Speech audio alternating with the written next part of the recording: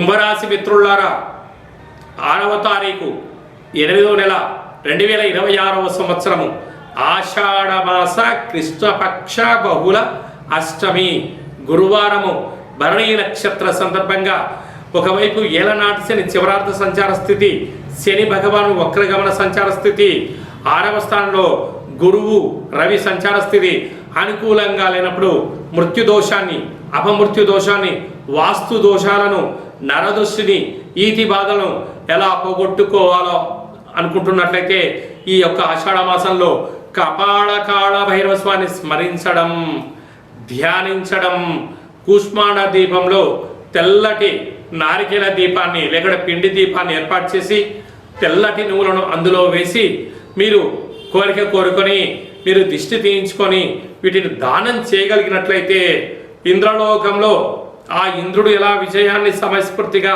సాధించారో ఈ భూమండలంలో మీ గృహంలో కూడా మీరు అపారమైన కుబేరతత్వాన్ని పొందుతారు.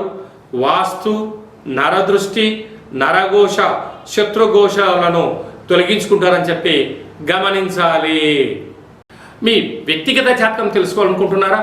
అయితే మీ యొక్క పేరు, పుట్టినటువంటి తేదీ, నెల, సంవత్సరం, పుట్టిన సమయం రాసి వాట్సాప్ పంపించగలరు. డేట్ ఆఫ్ బర్త్లో లేనటువంటి వారు మీ పేరుని తెలియచేస్తూ, మీ యొక్క రాశిని తెలియచేస్తూ కాళభైరవ ఉపాసన చేత అనగా రమణ శాస్త్రం ద్వారా భూత భవిష్యత్ వర్తమానాన్ని తెలియచేయడం జరుగుతుంది. ఈ కింది నెంబర్ని అపాయింట్మెంట్ తీసుకొని సంప్రదించగలరు.